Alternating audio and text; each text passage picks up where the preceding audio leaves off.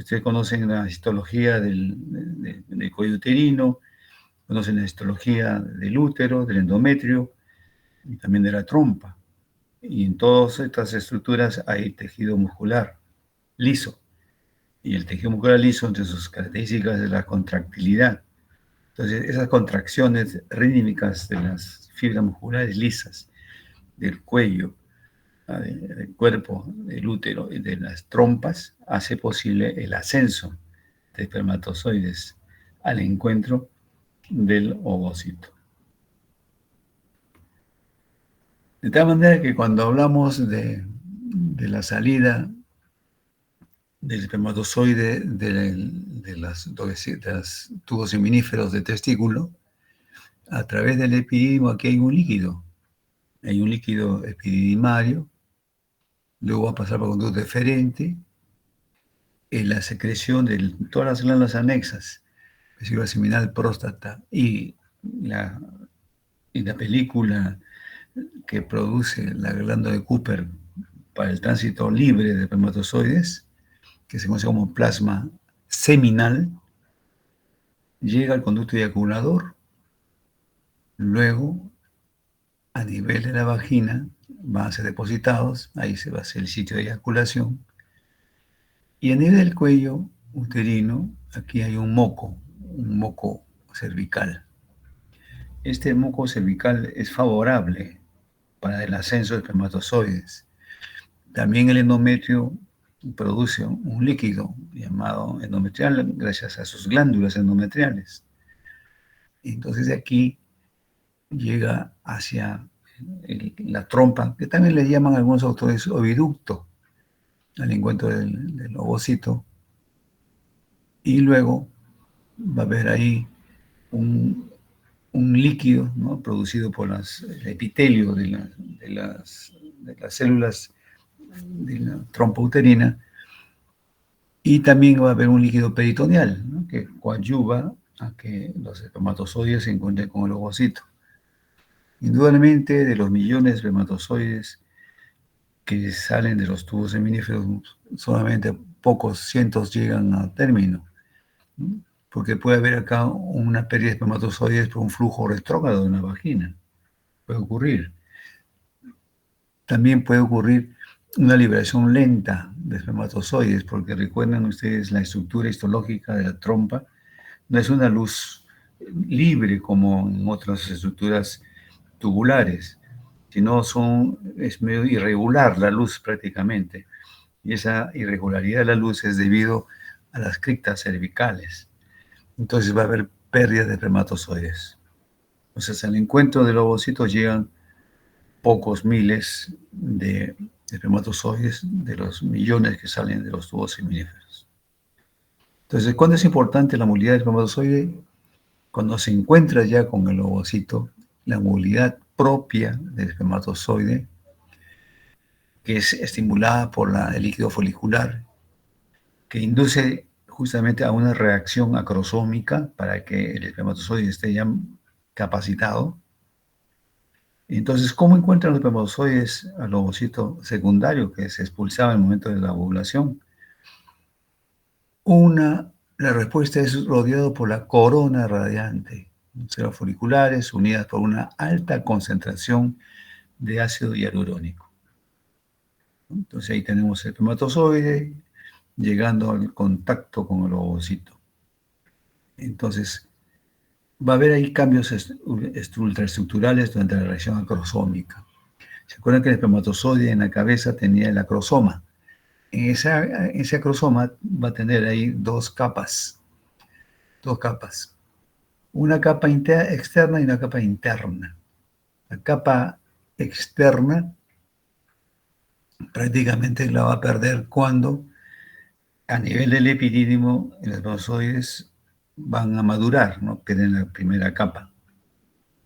Luego, cuando va a tomar contacto ya ha pasado todas las células de la corona radiante y va a tomar contacto con la membrana o zona pelúcida, entonces se va a liberar la segunda capa y deja unos poros. Acá están los poros, las flechitas están indicando unos poros, para que pueda liberar las enzimas necesarias para poder pasar a través de la membrana pelúcida.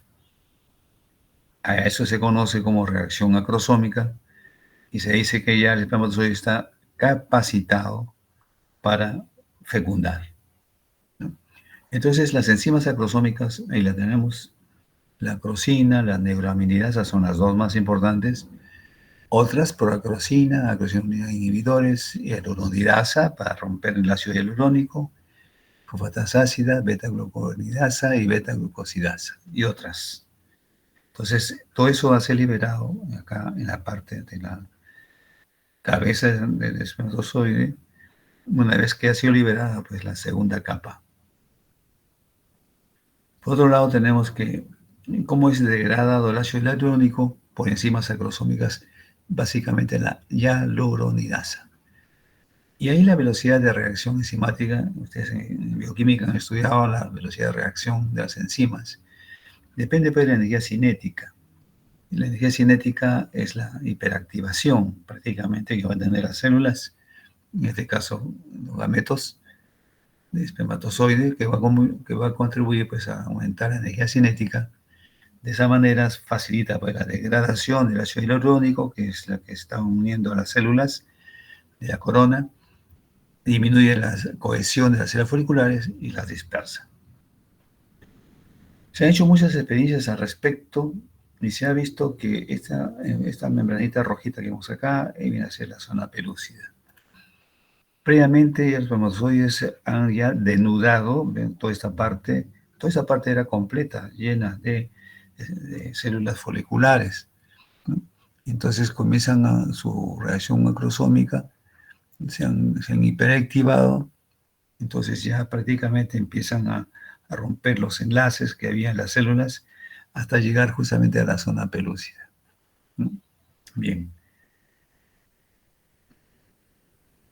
Se ha visto que se ha colocado el ovocito en una solución de tinta china oscura y las células que están más externas,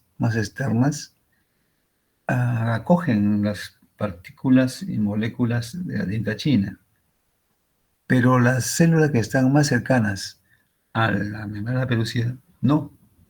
Eso significa que cercano a la membrana pelúcida, esas células de la corona radiante tienen una mayor atracción.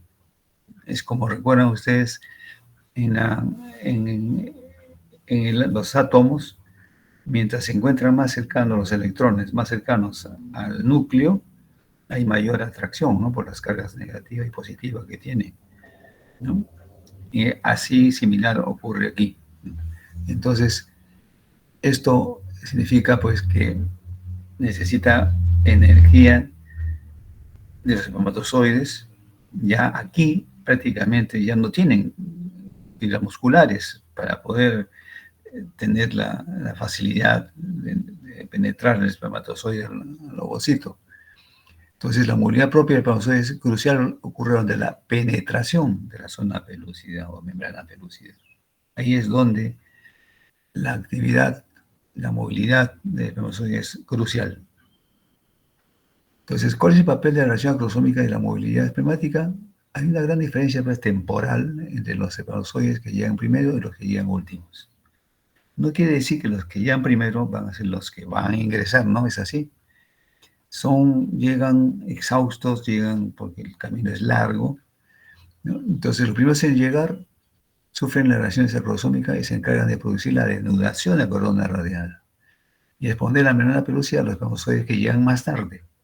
Entonces hay una especie de un suicidio de células espermáticas, aquellas que tienen que luchar contra las células fuertemente adheridas de la zona de la corona radiante y liberar para que los espermatozoides que lleguen después tomen contacto con la membrana pelúcida. Bioquímica de la fertilización. La zona pelúcida es una matriz extracelular formada por 4 glucoproteínas, ZP1, ZP2, ZP3, ZP4. La reacción acrosómica de los espermatozoides es experimentada cuando se unen a la membrana pelúcida Entonces ahí empiezan a liberar las enzimas como hemos mencionado. Es una reacción exocítica. ¿Qué significa exocítica? Que van a ser liberadas hacia afuera, externo. Es decir, la membrana acrosómica externa se rompe. De esa manera permite que el contenido del acrosoma, rica en enzimas, sea vaciado al exterior. Ahí tenemos la membrana o zona pelúcida fuertemente adheridas, las células, de tal manera que hay ZP1, ZP2, ZP3, ZP4, unidos por grupos de oligosacáridos, o sea, grupos azúcares. Entonces, ¿quiénes inducen a la reacción acrosómica? La progesterona, el líquido folicular, el ácido hialurónico y las glucoproteínas de la zona pelúcida ZP1, ZP2 y ZP4. ZP3 no. Vamos a ver por qué no. Porque los receptores primarios para espermatozoides se encuentran en ZP3. Es decir, en esa ZP3 ahí va a haber un reconocimiento de que los espermatozoides que quieren entrar a través de la membrana pelúcida sean de la misma especie, porque es imposible que el espermatozoide de otras especies pueda ingresar. ZP3 es el receptor primario, es el que va a reconocer si es o no permisible penetrar. Entonces hay una unión espermatozoide con ZP. En un receptor primario hemos dicho que es la unión a ZP3 a través de residuos de oligosacáridos y azúcares, y receptores específicos en el espermatozoide por las enzimas galactasa y manosidasa. Y el receptor secundario, unión a ZP2, luego de unirse a ZP3, va a haber una interacción proteínas-carbohidratos, a fin de liberar justamente esa unión entre la proteína y carbohidratos. Penetración a la zona pelúcida. Entonces, la unión inicial del espermatozoide a la zona requiere, pues, de parte del espermatozoide el reconocimiento de la glicoproteína específica y de la molécula glicoproteína receptor. Y este receptor hemos dicho que es ZP3. Entonces, ese reconocimiento receptor en el ovocito puede requerir pues, una enzima como la galactosa transferasa en la superficie del espermatozoide que se encuentra pues, expuesta durante la capacitación. La fase de la fecundación, la primera, la penetración de corona radiada. Acá tenemos una penetración, ¿no? La corona radiada es así, es expulsado el ovocito secundario del folículo maduro. Luego penetración de la zona pelúcida. Una vez que ya se ha abierto, va a tomar contacto con la zona pelúcida. Fusión de las membranas celulares, ¿no? Se van a fusionar las membranas celulares. Y vemos entonces cómo aquí en la fotografía está entrando la cabeza del espermatozoide. La cola puede entrar, pero luego degenera, pero básicamente es la cabeza donde lleva justamente el núcleo, y hemos visto eso. Y una vez que ha entrado la cabeza con el núcleo, la cola va a ir degenerando. Reacción cortical. Una vez que ha entrado el espermatozoide, hay una reacción en la corteza, o sea, en la parte externa, ¿no? De la zona pelúcida. Ahí hay la permeabilidad de la membrana pelúcida, MP es membrana pelúcida, se modifica, se liberan las enzimas de los gránulos corticales ubicados debajo de la membrana plasmática. De esta manera modifica las propiedades de la membrana pelúcida. Eso se llama reacción zonal o reacción de zona, que impide la penetración de más espermatozoides, o sea, evita la polispermia, ¿no? Porque la especie humana solamente entra uno nada más, inactivando pues, los sitios receptores específicos para espermatozoides sobre la superficie de la membrana pelúcida. Acá tenemos entonces la membrana vitelina y luego después que ha entrado el espermatozoide en este espacio perivitelino se va a producir aquí una reacción cortical de tal manera que ya no haya entrada de otro espermatozoide. De lo contrario, si entrara otro espermatozoide, ustedes ya conocen esto, se formaría un producto triploide. Y esa triploidía no va a seguir su desarrollo, va a ser eliminado mediante un aborto espontáneo, porque se han hecho ya estudios de los abortos espontáneos y se han encontrado triploidías y otras trisomías. Eso se llama entonces reacción cortical o reacción de la membrana pelúcida para que no pueda ingresar más espermatozoides. Dos aspectos importantes, la singamia y la fimisis. Los pronúcleos se colocan uno muy cerca del otro en el centro del óvulo, y acá vemos óvulo. Cuando entra el espermatozoide, ya es óvulo. antes de entrar sigue siendo ovocito secundario. Pierden sus cariotecas, las cariotecas vienen a ser las membranas nucleares, y esto se conoce como singamia. ¿Qué significa? La cabeza del espermatozoide que ve el núcleo va a constituir el pronúcleo masculino, y el núcleo del óvulo, el pronúcleo femenino. Entonces, cuando pierden sus membranas nucleares, eso se llama carioteca, se llama se llama singamia, ¿no? Acá tenemos pronúcleo femenino, pronúcleo masculino, ¿no? Puede ser 23, puede ser 23X o Y, ¿no? Ustedes recuerdan que hay dos tipos de espermatozoides, lo que llaman cromosoma X, lo que llaman cromosoma Y. Entonces acá tenemos el primer cuerpo polar y luego se formará pues el segundo polocito o cuerpo polar. Entre tanto, los cromosomas duplicados vuelven a condensarse y se ubican en la zona ecuatorial de la célula como una metafase mitótica común, y eso se conoce como anfimixis. Y la anfimixis representa el fin de la fecundación. Entonces, cuando se produce la primera división mitótica, ya no meiótica, sino mitótica, para formar, ya se ha formado, por supuesto, el cigoto, empieza a segmentarse, eso se llama anfimixis. Entonces representa ahí ya el fin de la fecundación. Como ya comienza la primera división mitótica de la segmentación del cigoto, o cigote, como quieran. Ahí tenemos el momento de la singamia y anfimixis. Aquí tenemos los dos pronúcleos, pronúcleo masculino y femenino, se fusionan, intercambian genes, se forma un nuevo producto, sea cigote o cigoto, y empieza la metafase de la primera división mitótica para formar dos células idénticas que son las blastómeras o blastómeros. Acá lo tenemos. Pero fíjense un detalle importante, no pierdan de vista esto, la zona pelúcida o membrana pelúcida permanece ahí, no se pierde. Ahí vemos que está intacta esa membrana pelúcida. Consecuencias de la fecundación, restauración de la diploidía. N del óvulo, N del espermatozoide, 2N. Formación de una célula completa porque tiene su núcleo, tiene su citoplasma, tiene sus organelas más importantes. Distribución de material citoplasmático, el que contribuye a una mayor cantidad de material citoplasmático es el óvulo, ¿no? Porque el espermatozoide, su citoplasma es muy limitado, más es el núcleo que el citoplasma. Sexo, quedan instalados tres clases de sexo: sexo genético, cromosómico y cromatínico. El sexo genético es exclusivo en el caso del sexo masculino. Se requiere genes específicos. En el caso del sexo femenino no requiere genes específicos. El sexo cromosómico que lo determina el espermatozoide. Y hemos dicho que hay dos tipos, el que lleva el X y el que lleva el Y.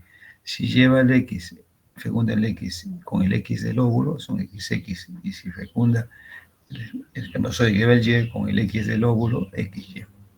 Y en el cromatínico, ya saben ustedes que en el caso que haya un par de cromosomas X, uno se condensa y da lugar a la cromatina sexual. En este caso es el sexo cromatínico. Esa clase de sexo no se cambia, va a estar en todas las células, Activación metabólica del cigote para que se vuelva la segmentación, y luego inicio la segmentación o clivaje. Esas son las consecuencias. ¿Hay alguna patología? Claro, la esterilidad, o sea, ausencia de gametos. También puede haber una superfecundación. En poliovulación, o sea, cuando hay varios ovocitos, un ovario puede producir un ovocito y el otro ovario también otro ovocito. Eso se conoce como poliovulación. Lo normal es un solo ovocito. Es fertilizado por el espermatozoide de un varón y otro ovocito por el espermatozoide de otro varón. Ahí lo tenemos. Aquí se produjo la primera fecundación espermatozoide del varón A. Y aquí se produce la fecundación de otro ovocito del otro varón, el varón B. Estos entonces son dos productos, pero de diferentes varones. Eso se llama superfecundación. No es frecuente, pero puede ocurrir, sí.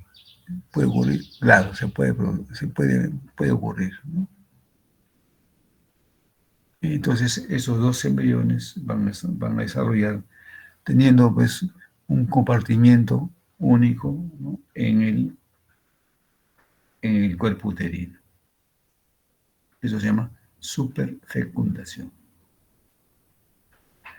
Periodo premorfogenético, primera semana del desarrollo. ¿Por qué se caracteriza? Segmentación de cigoto, migración tubárica, formación de la mórula, que también se conoce como morulación, formación del blastocisto, blastulación, inicio de la implantación, formación de la primera hoja, que se conoce como hipoblasto. No es el endodermo, sino es el hipoblasto. Futuro endodermo, pero ahorita acá es el hipoblasto. La segmentación, ahí lo tenemos, después la fecundación, el cigoto, la segmentación, dos células hasta formar la mórula, luego se aplana y se forma el blastocisto, esto se llama blastulación. Y luego se va a implantar. Donde se implanta el endometrio que ha sido convenientemente preparado. Genes involucrados en la primera fase del desarrollo, por supuesto que hay genes. Factores almacenados en el ovocito denominados genes de efecto materno. Genes de efecto materno, MEG. Genes de efecto materno. Se expresarán tras la fecundación para el correcto desarrollo del embrión. Estos MEG están involucrados en la remodelación pues, de las histonas. ¿Recuerdan las histonas? El control del uso mitótico, la formación del retículo endoplasmático, la distribución de organelas, la activación de genes embrionarios y la impronta genómica, entre otros. Ya ustedes saben lo que es impronta genómica. Entonces, el cigoto, mórula, aquí hay una expresión de este gen OX4 para tener la pluripotencialidad de la mórula. ¿Cuál es la pluripotencialidad? No es totipotencialidad, sino pluripotencialidad. Bioquímica de la implantación, preparación del blastocito, día 5. Eclosión de la zona pelúcida. Para que se pueda implantar, tiene que expulsar la zona pelúcida. Una pequeña porción situada por encima de la membrana citoplasmática se disuelve y el blastocito emerge por el orificio. Esta eclosión se acompaña de la acción de enzimas, las proteasas, de la cisteína, que se relacionan con las proyecciones trofoectodérmicas. Acá tenemos el blastocito temprano, el blastocito cavitado, esta es su cavidad, pero ya perdió su membrana pelúcida. ¿Ven? Acá está la membrana pelúcida y acá ya no hay. Entonces está listo para producir aquí está la eclosión, va perdiendo y está listo para ser implantado. Entonces se produce el factor iniciador de implantación mediante la fibronectina, uteroglobina y plastoquinina, estrógenos dependientes. Entonces la implantación intersticial en la blastulación se va a formar dos capas. Una que es el trofoblasto, que se va a dividir luego en sin sitio o sin sitio o sin cito trofoblasto y el citotrofoblasto. Luego, aquí va a haber, para que se produzca esta división, un factor de crecimiento transformador beta. ¿No? Entonces va a haber acá interacción de ligandos, ¿no? Con receptores de tipo 1 y 2 de las proteínas serina, treonina, sinasa. Fíjense bien, no es una cosa que ya está listo el endometrio, se implanta. No, tiene que haber previamente una reacción. Acá está ya el blastocisto libre de la membrana pelúcida. Esta parte azul corresponde al macizo, la interna, o embrioblasto, y el resto corresponde al trofoblasto. Entonces este trofoblasto se divide en sincicio o sin sitio, trofoblasto así digitiforme, que va a tomar contacto con el epitelio de la mucosa uterina. Y el resto de trofoblasto va a dar lugar al citotrofoblasto. Sin sitio o sin sitio, entonces el citotrofoblasto. En el momento de la implantación, el endometrio es edematoso. ¿En qué estadio se encuentra el endometrio cuando se va a implantar? Indudablemente estamos ya hablando de la fase secretora, ¿no? Se incrementan las prostaglandinas endometriales por influencia de estrógenos y progesterona, lo cual lleva pues un incremento en la permeabilidad vascular, o sea, para que estos vasos sanguíneos presentes en la mucosa endometrial sean fácilmente permeables para que pueda salir sangre y tomar la sangre justamente necesaria para el desarrollo de embrionario. ¿Puede haber fallas en la implantación? Sí. Fallas durante la aposición, embarazo ectópico, fallas en la adhesión, abortos y fallas en la invasión, preeclampsia, mola latiforme, placenta acreta. Quiere decir que la implantación va a tener estas fases. Una fase llamada aposición, otra adhesión y otra que es la invasión. Entonces, estas fases van a ser consecutivas. Primero buscan el lugar donde debe implantarse, luego se adhieren, ahí están las integrinas, las caderinas, que son moléculas de adhesión, y comienza ya a invadir a partir del sincicio trofolasto sobre el endometrio, buscando justamente vasos sanguíneos para, para conseguir sus nutrientes. Pero ¿por qué no se rechazaba el embrión y después el feto?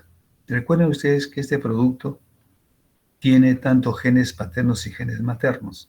¿Qué genes tiene tejido endometrial? Solamente genes maternos. Entonces, ¿cómo es que no lo rechaza? ¿Qué es lo que hace que no haya rechazo? En la mayoría de los casos, ¿no? Aunque también ustedes van a tener pacientitas que no pueden salir embarazadas. Hay buena producción de espermatozoides, hay buena ovulación, pero en el momento que debe unirse el espermatozoide con el ovocito, no lo hacen, o si lo hacen, dura solamente horas y después cae, ¿no? Se produce un aborto espontáneo.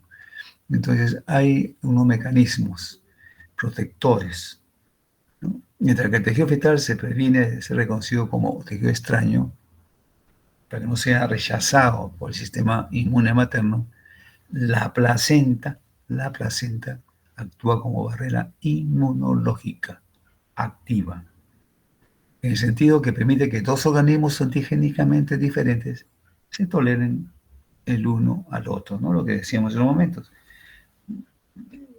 Genes paternos y genes maternos en el embrión, genes maternos netamente el endometrio. Entonces, es un cuerpo extraño, pero como hay mecanismos placentarios que es que actúa pues con una barrera inmunológica activa, entonces, que permite que dos organismos antigénicamente diferentes se toleren el uno al otro. Esta tolerancia, el feto se da a cabo por la interacción de células natural killer, recuerdan esas células del sistema inmunológico, con sus respectivos receptores, las moléculas HLA-G, HLA-C, que son justamente receptores, el balance de las subpoblaciones de citoquinas, TH1 y TH2, que son mecanismos de apoptosis y la síntesis de factores reguladores como citoquinas y hormonas. Quiere decir, pues, que se genera un sistema muy especializado para evitar justamente el rechazo de dos estructuras antigénicamente opuestas. Cuando decimos antigénicamente, quiere decir que el embrión tiene sus genes paternos y maternos, y los genes maternos como que camuflan, ¿no? Se camuflan y no es reconocido y no es rechazado. Solamente en el caso de los abortos espontáneos a repetición, ahí sí ocurre un problema que lo reconoce como cuerpo extraño y lo elimina, pero normalmente no.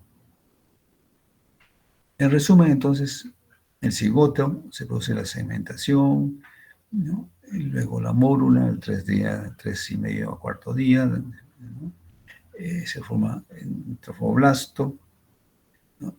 Tiene una cavidad que es el blastocele, el blastocisto, quinto, sexto día el útero, llega al útero y el séptimo día inicio la implantación. Es la implantación intersticial al final de la primera semana. Indudablemente que en todos estos días el embrión o el cigoto necesita sus propios nutrientes hasta que le pueda brindar el endometrio que se ha preparado, ¿no? Para poder recibir este producto. En primer lugar, hay una nutrición autotrófica. ¿Qué significa autotrófica? Nutrición por por el mismo cigoto, yo mismo. ¿En qué estadio se encuentran las glándulas a nivel del endometrio? En fase secretora, están secretando mucopolisacáridos. Esa secreción, esa nutrición se conoce como glándulo-trófica. Como empieza ya a irrumpir en la invasión del sincicio trofoblasto, tejido materno, ya se conoce como histotrófica, tejido, trofos, alimento. Y va a tomar contacto con vasos sanguíneos, hemo, sangre, trófico, alimentación a través de la sangre. Entonces, 4. Entonces, le preguntan a ustedes, ¿el blastocisto qué tipo de nutrición tiene? ¿Tendrá autotrófica? ¿Qué dicen? ¿Tendrá los 4? ¿El blastocisto? ¿Qué dicen? Solamente tendría pues, glándulo, histo, hemo, ¿no? Autotrófica no. Autotrófico es cuando está recorriendo toda la parte de la trompa y va a llegar al endometrio. En todo ese trayecto se está nutriendo de sus propias reservas. Pero cuando llega al útero, ya las glándulas están produciendo mucopolisacáridos, tejido materno, vasos sanguíneos maternos. Las anomalías o patología de la primera semana, infertilidad, implantaciones ectópicas, falla en la posición. Los embarazos ectópicos que ya la delegada me ha comunicado que tienen el grupo para exponer, ¿no? A partir de la próxima semana, puede ser intrauterinos y extrauterinos. Intrauterino es esta de acá. Implantación baja, cerca al agujero interno del cuello uterino, en un porcentaje de 0,3%. Llega a término, sí, pero con una alteración de la placenta que se conoce como placenta previa. Luego, extrauterino tenemos a nivel de la trompa. En la unión entre la trompa y el útero es intersticial 2%, porción ísmica 25%, y a nivel de la ampolla de la trompa 54%. Puede haber también a nivel de las fimbrias de la trompa 17%, y también puede ocurrir a nivel ovárico el 0,5%. Y hay otro que está fuera de todo este aparato reproductor femenino. Puede haber un embarazo abdominal en 1,2%, sobre todo a nivel intestino, ¿no? Entonces, también en el saco de Douglas, el saco de Douglas también puede estar el embarazo ectópico. Pues estos acá no llegan a término. Este sí, el embarazo ectópico abdominal sí ha llegado a término. Se han reportado casos que llegan a término.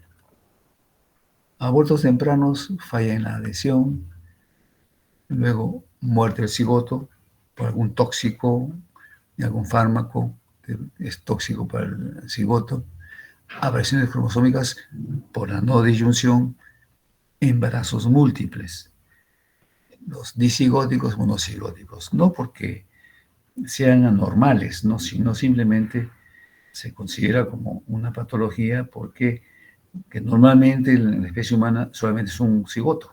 Si hay 2, 3, 4, 5, ya no es normal.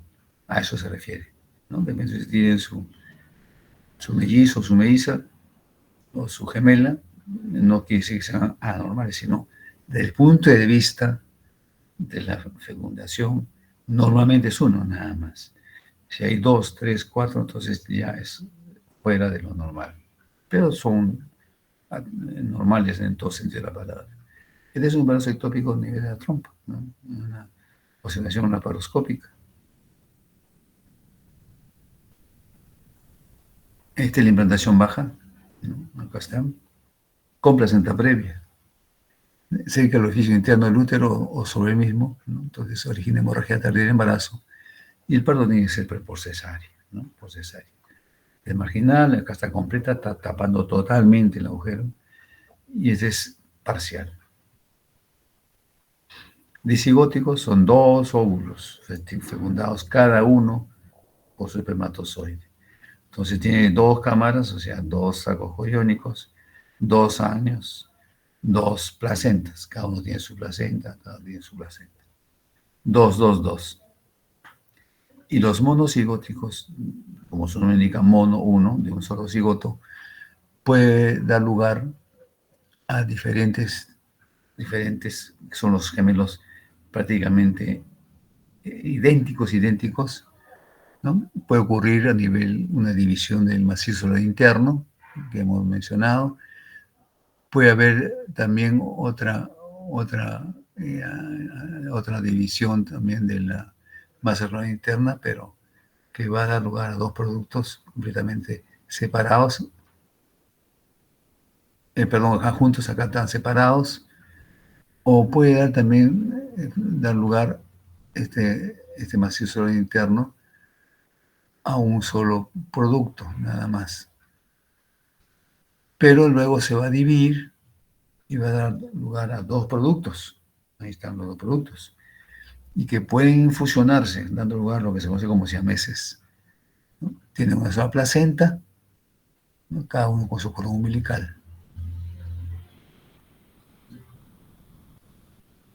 Y estos son los siameses.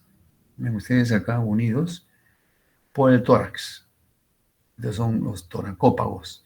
La separación es imposible, ¿por qué? Porque hay compromiso de órganos internos importantes como el aparato cardiovascular y el aparato respiratorio. Entonces la separación va a ser muy difícil. 30% de estos casos, 65%, ¿no? Dos cigotos con una sola placenta, y acá dos también, pero una sola placenta y pueden fusionarse y dando lugar pues, a los llamados siameses, el 1%, ¿no? No es frecuente. Ecográficamente hay un signo, ¿no? Que identifica la gestación monocorial, una sola placenta, es el signo de la T. Se refiere al ángulo de 90 grados que forma la fina membrana interfetal con la placenta. Ven ustedes acá una T, acá la T, acá también la T. Están los dos productos, ecográficamente, ¿no? Entonces se puede determinar, ¿no? Se puede determinar la gestación monocorial.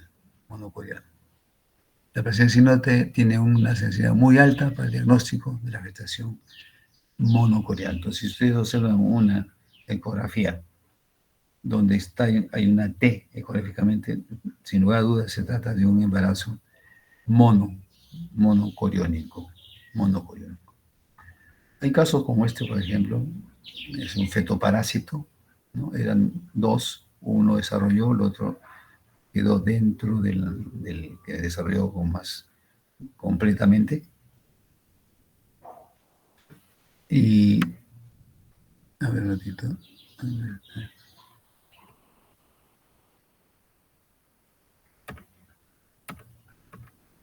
¿No? De eso se llama un fetoparásito. Y acá tenemos un abdominópago, ¿no? El tórax está libre, pero aquí el abdomen está fusionado, con compromiso de órganos importantes como el hígado, intestino, estómago, ¿no?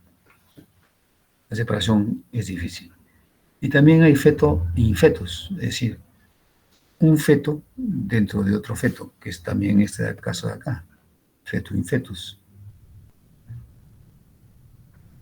Acá también tenemos a nivel del cerebro, fíjense, desde el cerebro y acá está el feto infetus. Sus brotes o yemas de las extremidades, feto infetus. Ahora, para estos embarazos es importante las sustancias producidas por el endometrio, ¿no? Las inmunoglobulinas, la relaxina, la renina. Cuando ocurre la implantación, va a haber ahí una reacción del endometrio. Probablemente que reaccione el endometrio. No lo rechaza, pero lo admite. Se produce una desidualización. Las células del estroma cambian su aspecto, entonces se forman células desidualizadas. Y esto da lugar a una síntesis de prostaglandinas. Relaxina, célula también destabilizada del estroma, estimula la actividad de la aromatasa del estroma, ruptura del colágeno.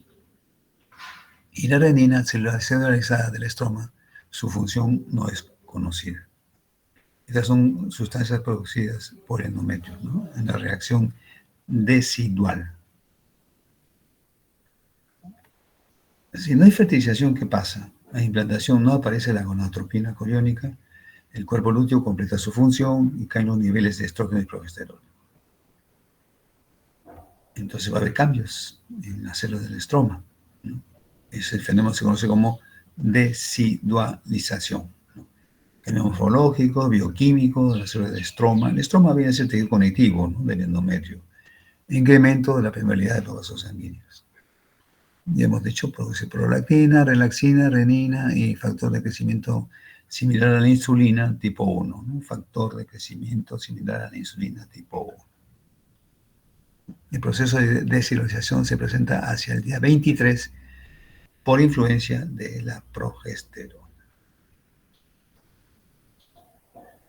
Hay una reacción residual en los fenómenos de Arias Estela, ¿no? El patólogo peruano Arias Estela hizo un estudio de embarazos ectópicos. Tuvo una casuística muy alta de 1000 embarazos ectópicos y él observó que había, estas son las residuales, que el embarazo estaba en la trompa. Y entonces él encontró acá una atipia glandular, o sea, habían glándulas endometriales, pero no eran típicas, por eso se llama atipia, no eran típicas, pero sí había abundantes células deciduales. A eso se conoce como reacción decidual o fenómeno de Arias Estela en el caso de embarazos ectópicos. ¿Cómo se encuentra entonces el embrión intrauterinamente? Acá lo tenemos, fíjense, después de implantado, una rica vascularización. Ya está implantado, una rica vascularización. Entonces, en la segunda semana, ¿qué ocurre? Semana arregla los dos capas, cito y sin sitio. Embrioblasto, dos capas. Hipo, que apareció en la primera semana, epiblasto ahora en la segunda semana. Dos cavidades, saco vitelino, cavidad amniótica. Aquí el trofoblasto va a formar vellosidades llamadas vellosidades primarias, acá están. Las vellosidades primarias tienen sinsitio trofoblasto y citotrofoblasto. Aquí el embrioblasto, cuando tiene dos capas, se llama disco germinativo bilaminar. Bilaminar, dos láminas, dos capas. Epi, arriba, abajo, hipo. Esta es la cavidad amniótica, Y luego un saco vitelino. 2-2-2. Inicio de la circulación embrionaria con la formación de la circulación útero-placentaria, pero todavía primitiva, ¿no? Primitiva. Esta es la anatomía del embrión de 14 días, o sea, segunda semana, ¿no? En el espesor del endometrio está prácticamente implantado, tiene dos estructuras esféricas huecas, una pequeña y una grande. La más grande es el saco coriónico. Cuando ustedes hacen un estudio en una ecografía, es el saco coriónico, la más grande. Y la esfera interna, la más pequeña, contiene el embrión. Tiene su cavidad amniótica, saco vitelino, y tiene pues sus dos capas, ¿no? Dos capas. Y también tiene aquí esta estrellita morada, el pedículo de fijación, futuro cordón umbilical. Se llama inicialmente pedículo de fijación. Ambas esferas están unidas pues, por el pedículo de fijación futuro cordón umbilical. ¿Cómo evoluciona el embrioblasto? El embrioblasto y el trofoblasto evolucionan diferentemente. El embrioblasto realiza CSD. ¿Qué cosa es CSD?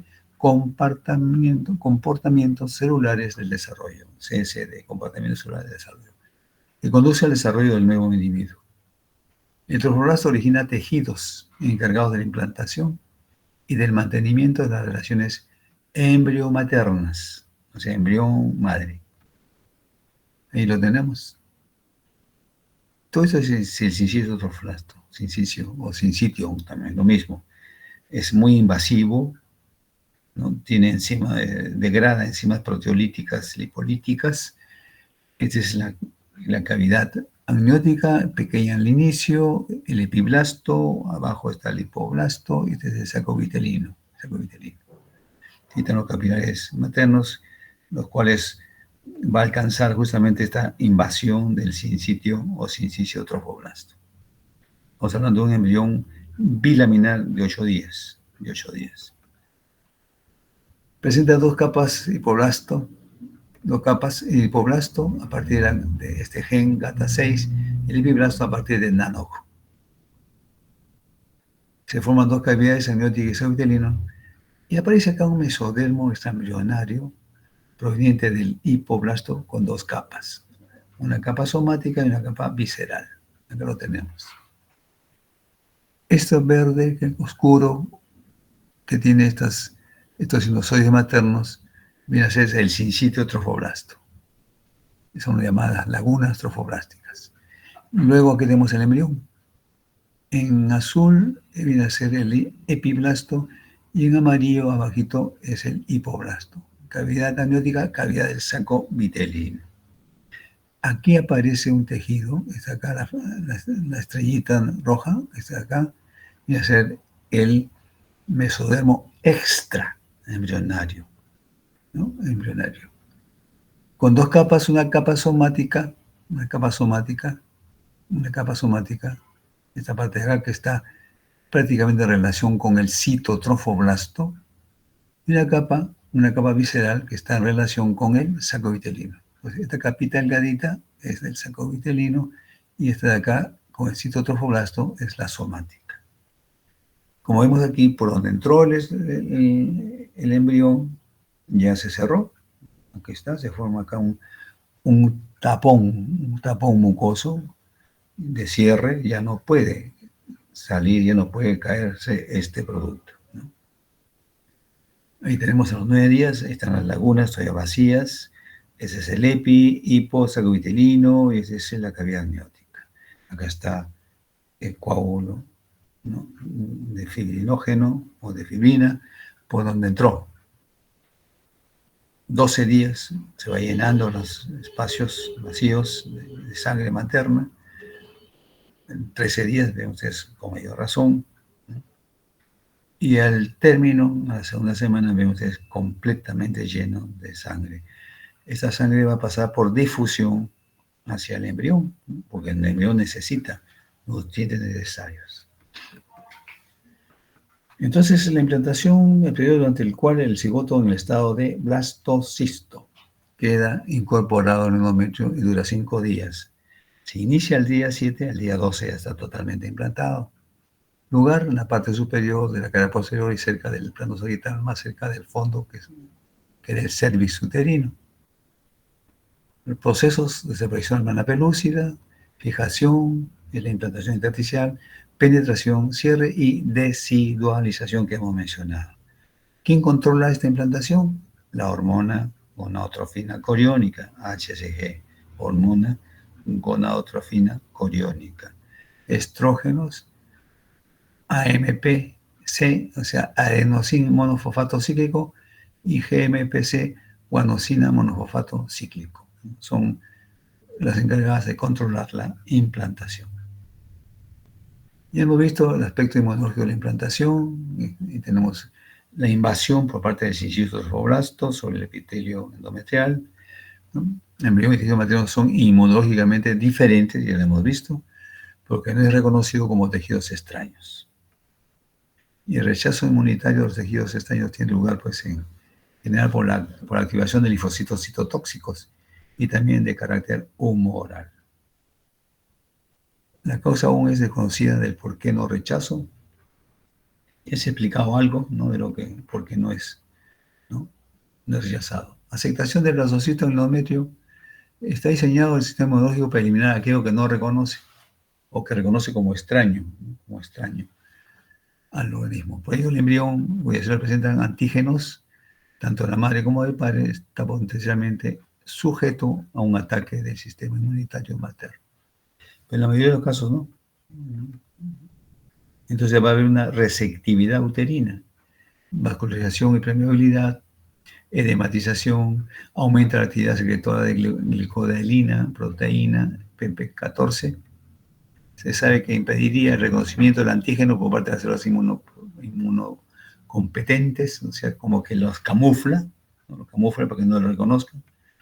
Y además inhibiría la proliferación de linfocitos, la producción de citoquinas tipo TH1, hemos visto, la actividad de LT citotóxicos y de células NK, natural killer.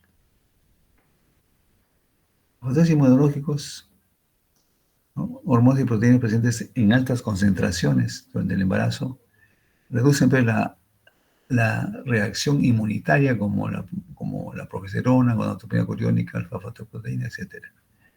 Entonces, este acá es en la parte externa, es la contribución materna, estos cuadraditos blancos. Los triángulos son la contribución paterna. Es acá, los cuerpos, los anticuerpos, bloqueadores y natural killer. Esto es normal, pero aquí ven ustedes, la natural killer comienza a degradar, ven ustedes el fetito completamente reducido por la actividad de no reconocer al producto, lo reconoce como cuerpo extraño y lo comienzan a aniquilar. El aumento de corticoides durante el embarazo provoca una leve disminución de la inmunidad, especial los natural killers. Por eso que no es recomendable el uso de corticoides, sobre todo en los problemas asmáticos de muchas pacientes que tienen ese problema, o darle la dosis mínima para a fin de evitar que salga de su cubierta de protección y provocar justamente la aparición de las natural killers, ¿no?, que son las encargadas de destruir. La gestante produce elementos de rechazo al feto, sin embargo, este no se produce. Este debe reconocer los antígenos paternos, ¿no? Es decir, ahí hay una incógnita, ¿no?, del sistema inmunológico. Entonces, ¿cómo es posible la existencia de antígenos de histocompatibilidad en la placenta? Sin embargo, no hay rechazo al feto por parte de la gestante. La placenta es el órgano encargado de cubrir al producto. El sincicio trofoblasto va a dar lugar a células inmunitarias maternas de los sinusoides sanguíneos. Carece de antígenos principales de histocompatibilidad, no induce respuesta de rechazo. El sincicio trofoblasto. En las moléculas inmunosupresoras hay una inmunoprotección local, las prostaglandinas tipo E2, que deriva de la decidua, bloquea la activación de linfocitos T maternos y linfocitos NK in situ, factor de crecimiento transformador beta, TGF-beta, interleuquinas tipo 10. Entonces son moléculas inmunosupresoras presentes justamente a nivel placentario. Entonces las trofoblasticas, la enzima indolamina 2,3 desoxigenasa y la inmunoprotección del producto de la concepción halogénica también contribuyen a proteger al producto, las células trofoblásticas, sobre todo del citotrofoblasto. Entonces es la placenta la que cumple la función de protección para evitar el rechazo fetal. Activa anticuerpos facilitantes, presencia de células granulosas, progesterona disminuye la reacción inmunitaria materna, sangre fetal del cordón umbilical, ausencia de antígenos mayores en el interior placentario. Esta es una publicación del doctor José Guamán Helera, profesor de San Marcos. Él hizo un trabajo sobre inmunología y reproducción humana. Y luego la tercera semana, ¿no? Aumenta el diámetro de la esfera mayor y menor, saco coriónico sobresale un poco más en la luz del útero. Tenemos la tercera semana. Van a cambiar, hay cambios decisivos en la vida intraembrionaria, así tenemos que se produce la gastrulación, formación de la notocorda, neurulación, desarrollo de los somitas y desarrollo temprano de un aparato cardiovascular, por supuesto primitivo. La gastrulación es una serie de migraciones celulares que termina la aparición de la tercera hoja geminativa embrionaria del mesodermo. Habíamos hablado primera semana hipoblasto, segunda semana epiblasto, tercera semana mesodermo. Se realiza por una complejidad de eventos inductivos y movimientos celulares morfogenéticos. Transforma un embrión bilaminar aplanado en uno trilaminar y alargado, y donde ya los principales ejes embrionarios ya se han definido, ¿no? Y lo tenemos, este es un disco embrionario a una parte, a un producto medio cilíndrico. Y en un corte transversal vemos acá justamente el epiblasto, el mesodermo, esta parte intermedia, y abajo tenemos el hipoblasto. A través de este epiblasto, cambios de orden genético, se va a dar lugar al ectodermo y al endodermo. Y luego aparece el mesodermo y se forma el embrión trilaminar, ya bien definido, ecto, meso y endodermo. ¿Cómo se inicia la gastrulación? La formación de la línea primitiva sobre la superficie del epiblasto. Acá está. Este es el epiblasto, ahí está la línea primitiva. En el extremo de la línea primitiva se forma el nodo. Acá está el nodo primitivo. Línea primitiva, nodo primitivo. Esta parte de acá. Y ya tenemos el endodermo, esta es la notocorda, con cuerda dorsal, padre sacovitelino. Esa es una placa cardiogénica que va a dar lugar justamente al corazón, ¿no? Estas son las células epiblásticas, esta es la línea primitiva, este es el nodo o nudo primitivo. A ese nivel, células del epiblasto miran hacia la línea primitiva, se separan e imaginan. Esta migración ocurre es controlada por FGF8, que lo sintetizan las propias células. Entonces, ¿cuál es la característica del inicio de la gastrulación? La presencia de la línea primitiva. Y lo tenemos. Línea primitiva, y tenemos en la parte cefálica una membrana bucofaringia que está indicando que ahí se va a formar una cavidad bucal primitiva, ¿no? Este es el nodo primitivo.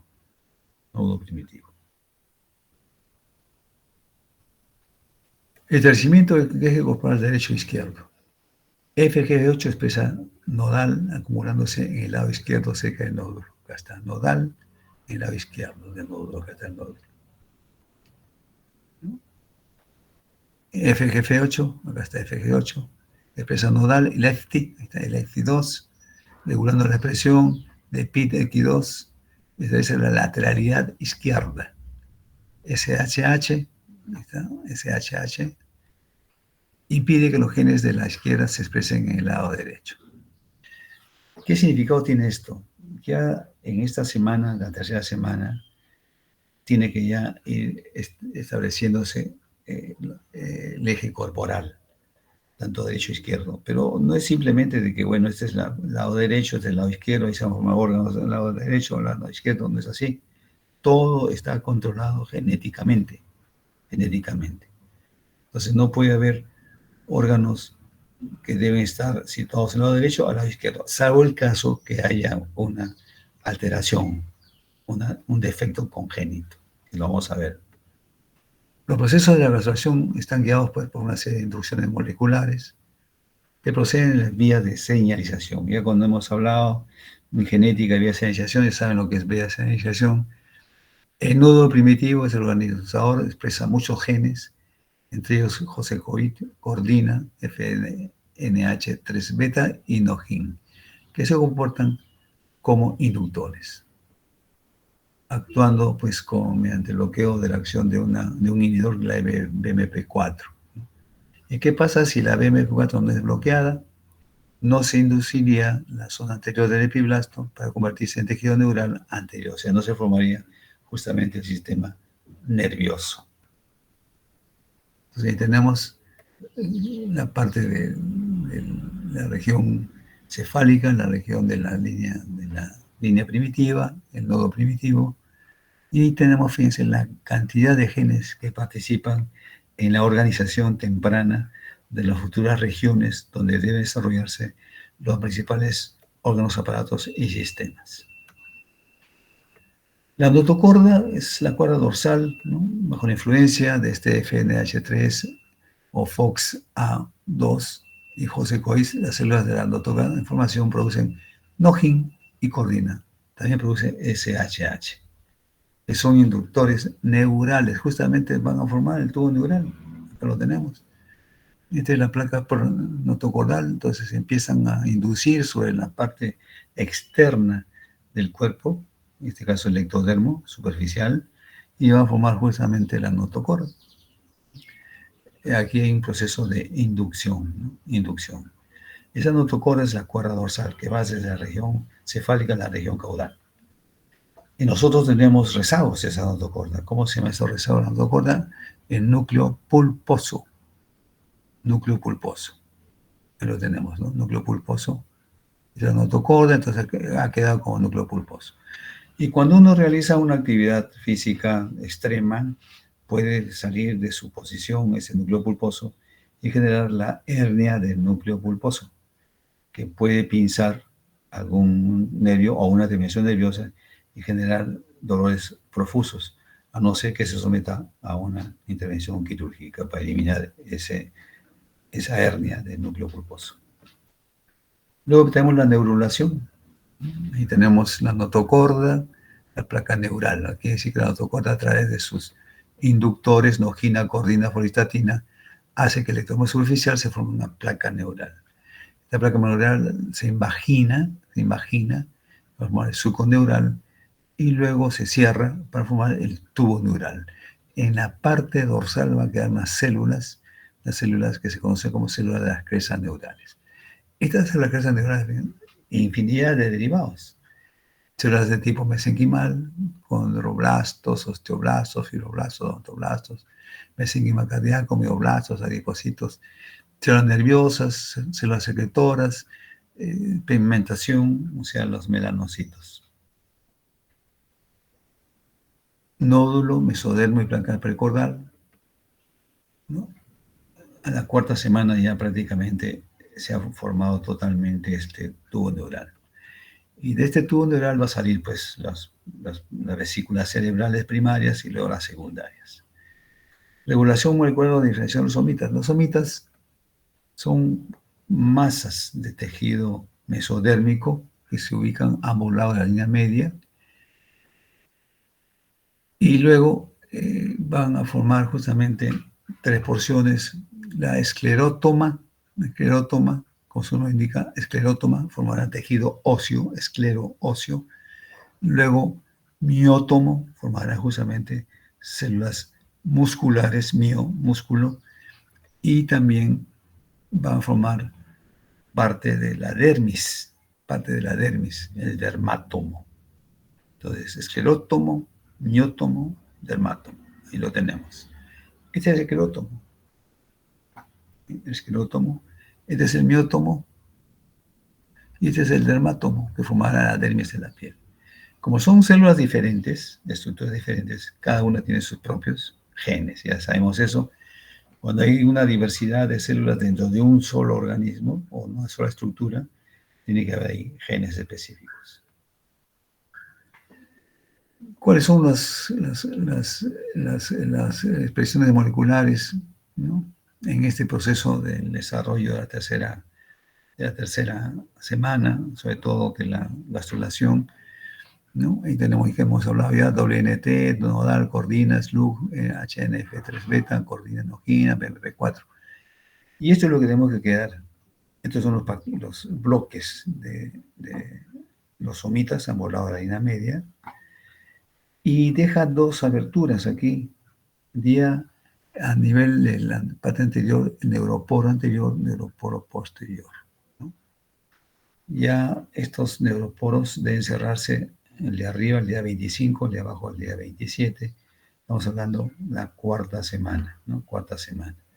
De no cerrarse oportunamente estos poros, neuroporos, da lugar a los DCTN. ¿Qué cosa es DCTN? Defectos del cierre del tubo neural, DCTN. Entonces ahí están los genes nuevamente de izquierda y derecha, ¿no? De izquierda y derecha.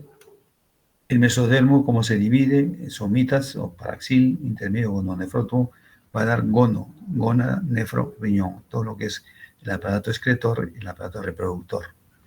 Y mesolateral, una parte somática pegada a la pared del cuerpo y visceral hacia las vísceras. Acá lo tenemos. Este es el tubo neural, acá es azul, son los somitas, ambos lados, este punto negro, la notocorda, ¿no? Y acá tenemos el gononefrótomo. Y luego de la parte visceral, o sea, esta parte de acá, del mesoma lateral, y es de la parte somática, o parietal, esta parte de acá, somática. Entonces, ese es el mesódermo que se forma en la tercera semana. Expresión de genes cráneo caudal y torso ventral, corteza sagital de la línea primitiva, ahí lo tenemos. Endodermo visceral anterior, este de acá, rojito. Activina, gen de la TGF-beta, induce la formación de la línea primitiva, esta parte de acá. Nodal inicial mantiene la línea primitiva. Y tenemos el josecoid, coordina, nogina, fluoxetina, nodal, esa parte de acá.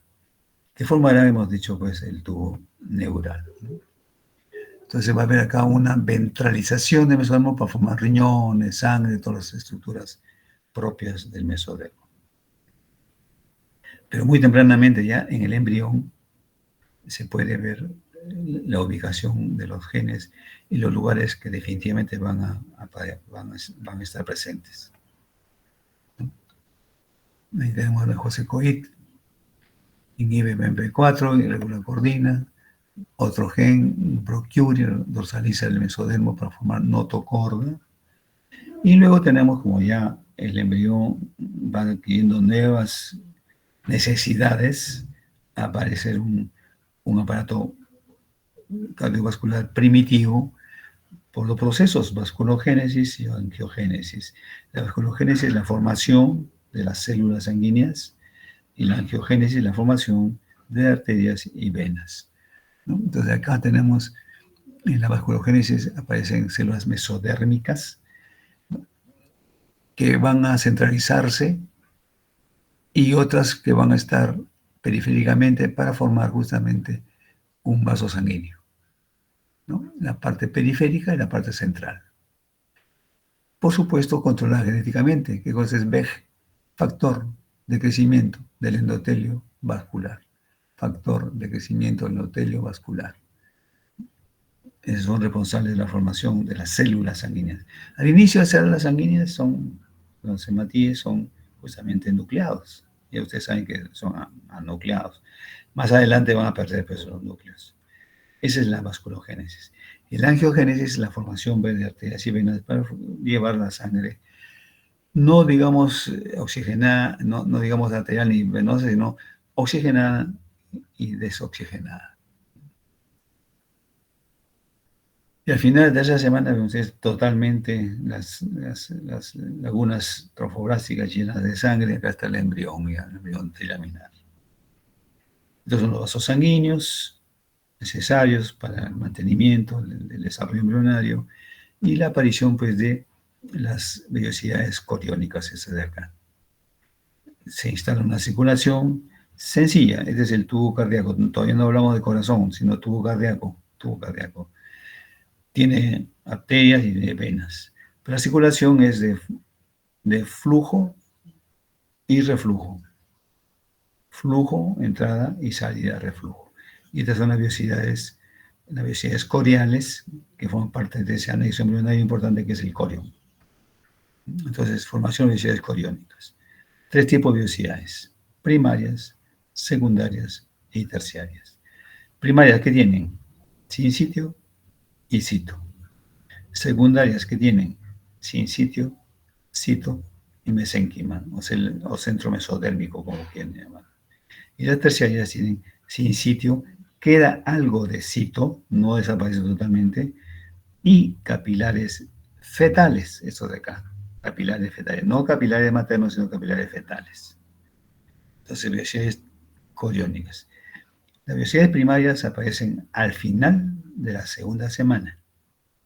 Las vellosidades secundarias aparecen a inicios de la tercera semana y las terciarias al final de la tercera semana. Repito, primarias al final de la segunda semana, secundarias inicios de la tercera semana y las terciarias al final de la tercera semana. Quiere decir que estas vellosidades que ya tienen vasos sanguíneos son ¿de qué tipo? Vellosidades terciarias, ¿no? Terciarias.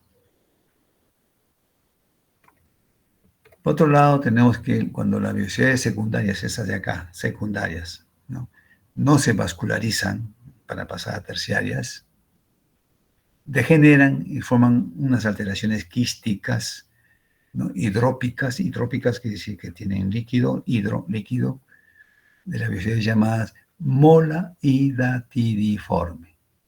Presentan gran cantidad de sinciso trofoblasto, por lo tanto, cantidades excesivas de HCG, porque ¿quién produce la HCG? La célula de sinciso trofoblasto. Entonces, si hay una gran hiperplasia del sinciso trofoblasto, va a haber altas concentraciones de HCG. El 3 al 5% de las molas se transforman en un proceso maligno trofoblástico denominado coriocarcinoma, que lo revisaremos cuando hablemos de patología placentaria. Consideraciones clínicas de la segunda y tercera semana de gestación. Un porcentaje alto a causas ambientales o del medio interno materno, teratógenos, hormonas, etc., va a dar lugar a algunas anomalías en esta semana. Algunas malformaciones típicas son de origen genético, cromosómico, una disgenesia caudal, o sea que no se desarrolla adecuadamente la región caudal. Otras malformaciones como citos inversus por alteraciones del neurotransmisor, la serotonina, dan lugar a un síndrome de Cartagener. ¿Qué significa esto? Citos inversus, quiere decir que estructura, el corazón normalmente está al lado izquierdo, ¿no es cierto? Puede aparecer al lado derecho. El estómago, por posición anatómica, ustedes recuerdan dónde se encuentra, el lado izquierdo puede aparecer al lado derecho, hígado está al lado derecho, puede aparecer al lado izquierdo, eso es más citos inverso. Y también la presencia de antígenos oncofetales que aparecen en células embrionarias, pero por causas desconocidas se sobreexpresan en células malignas, sobre todo aquellas células que forman el colon, ¿no? Y dan lugar pues, al colon, al cáncer de colon, familiar inclusive. Las mayoría frecuentes, cuando la menstruación ya se ha iniciado, es muy susceptible a malformaciones no teratogénicas. Holoprosencefalia, sirenomelia, transposición visceral, secuencia de lateralidad, teratomas. Pero ustedes conocen los teratomas. Este es un teratoma sacrocaucígeno. Aquí la fusión de las extremidades es la sirenomelia, ¿no? Y este de acá es la holoprosencefalia, es decir, totalmente el sistema nervioso alterado, ¿no? Totalmente alterado. En sitios inversos, esto es lo normal. Esta es una completa, ¿no? Vemos que el pulmón derecho al lado izquierdo, pulmón izquierdo al lado derecho, ¿no? Puede ser total o puede ser parcial también, ¿no? En alteración de las señales tiene resultado lo que vemos en las imágenes. Corazón en posición normal, pero puede aparecer en la parte derecha, ¿no? El neurotransmisor de serotonina, SHT, es una molécula importante para la bilateralidad. Uno de cada 10.000 presentan la simetría izquierda-derecha del cuerpo totalmente invertidas. Está conocido como citos inversos. Y estos hechos aislados son resultados probablemente de mutaciones de los más de 24 genes implicados en la asimetría izquierda-derecha. Es 24 genes. Asimetría de las extremidades, ven ustedes acá. la mano salió de otro lado. Acá sí es normal, toda la extremidad es normal, acá fuera de lo normal. Esta es una asimetría, ¿no? Y esta acá es un onfalocele, o sea, las asas intestinales que tenían que regresar, no han regresado, forman esta hernia umbilical, onfalocele. Teratomas, ya conocen, están los teratomas, sacrococcigio. Acá otro teratoma, son células pluripotentes. Acá otro teratoma, otro teratoma, un tremendo teratoma, ¿no? A la ecografía y a la tomografía se ve una masa sólida. Derivados importantes del ectodermo, ven ustedes, ese es el ectodermo, ¿qué cosa va a dar lugar? Todo lo que es sistema nervioso. También la epidermis, el cabello, uñas, glándulas de la piel, mamarias, hipófisis, oído interno y salino. Cresta neural también va a formar el tubo neural, el sistema nervioso central, retina, glándula pineal e hipófisis posterior. Todos son derivados de ectodermo. Endodermo, aquí en verde, todo lo que son los epitelios o algunas secciones del endodermo. También algunas glándulas, ustedes saben que las glándulas son derivados de los epitelios, ¿no? Algunas glándulas endocrinas como tiroides, paratiroides, timo. Y del mesodermo, de la cabeza, cráneo, tejido conjuntivo de la cabeza, cemento, los dientes, mesodermo paraxilo, o sea, los somitas, músculos esqueléticos, esqueleto excepto el del cráneo, dermis y tejido conjuntivo, mesodermo intermedio, sistema urogenital, mesodermo lateral, tejido conjuntivo y músculo de las vísceras, membranas serosas, pleura, pericardio, peritoneo, corazón, células verticales, linfoema hematopoyético, vaso, corteza suprarrenal. Cada una de las tres capitas, ecto, meso y endodermo, tiene sus propios derivados. No hay una juxtaposición, porque todo es genético, son genes específicos para el mesodermo y sus derivados, otro para el endodermo y sus derivados, y otro para el ectodermo y sus derivados. Muy bien, entonces esto es lo que teníamos que revisar hoy día. Y no sé si tienen alguna pregunta.